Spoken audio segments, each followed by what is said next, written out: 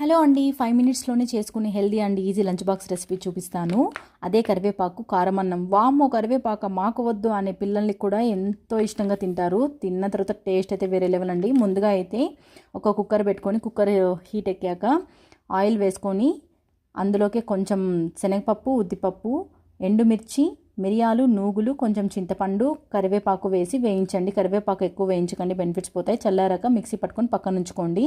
అదే కుక్కర్లోకి ఆయిల్ వేసి oil heat ఎక్కాక అందులోకి ఆవాలు, కరివేపాకు, పచ్చిశనగ వేసి వేయించండి.